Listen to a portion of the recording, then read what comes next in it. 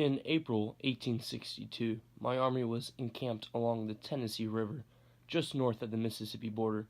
We were poised to strike a blow into the heartland of the South. I had been at this location for about a month, awaiting the arrival of the additional troops under General Buell before he began his march southward.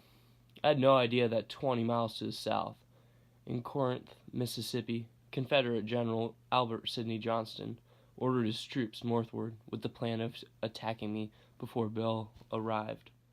On February 6, 1862, General Grant and the Union Army captured Fort Henry. Grant put 2 divisions of his troops along the Tennessee River, but before they even arrived, General Lloyd Tiggleman surrendered the fort to the Union Navy. On February 6, 1862, the Union captured Fort Donelson in Tennessee. This was a major victory for the Union as it gave them access to the Cumberland River, which was key to invading the Confederates. This set the Union up to be in Tennessee before the Battle of Shiloh. General Johnston and the Confederates had just endured the loss of both Fort Donelson and Fort Henry. The stage was set for one of the Civil War's bloodiest battles.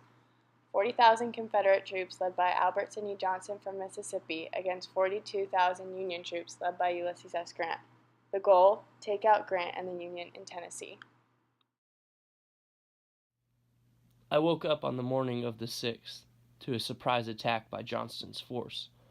That forced me and my Union troops back from the high ground we occupied towards the Tennessee River.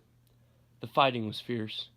Many of the troops fled the rear upon the initial Confederate assault, and by the afternoon I could tell General Johnston was confident that victory was within his grasp.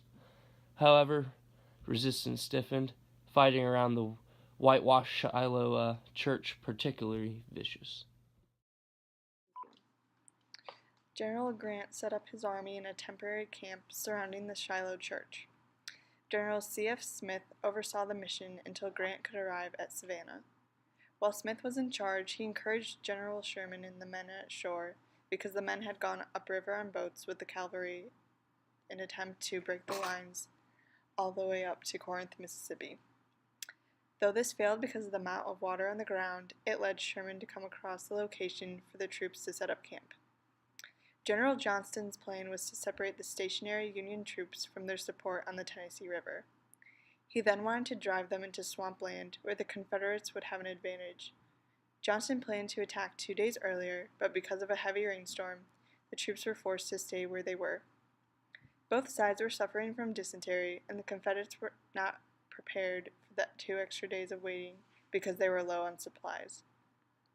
As Johnston's troops made their way to Shiloh, there were a few small fights with Union troops along the way.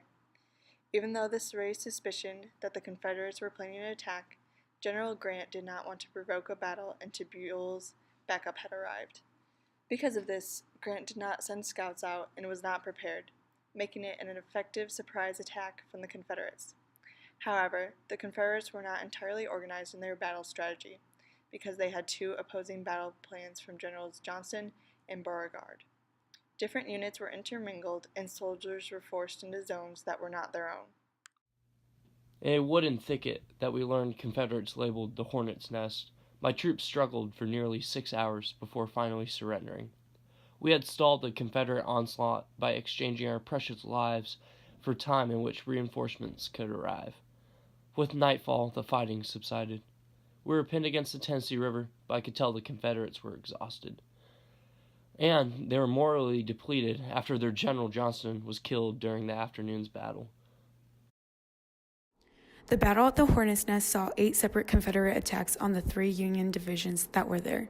The Union soldiers were told to defend the area at all cost. It is believed that the Hornet's Nest was not originally on the Confederates' agenda. One version of the plan was to push the enemy back and away from the Tennessee River.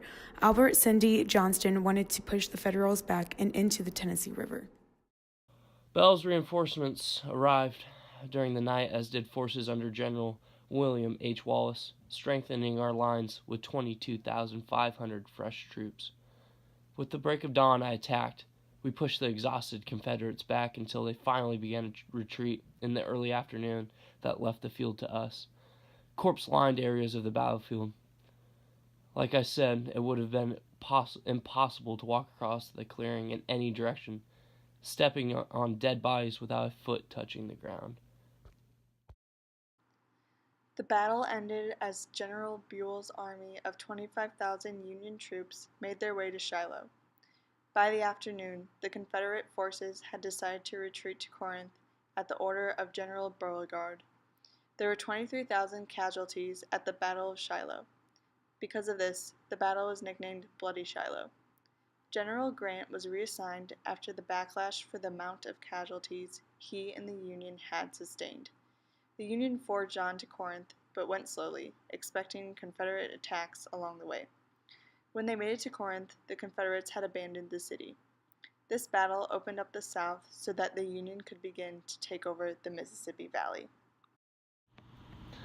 The Battle of Shiloh is remembered as the battle that showed both the Union and Confederate side that this was not going to be an easy, quick war. It was one of the first 5 Civil War battles restored by the federal government. Now the battlefield is a national park and is visited by people from all over.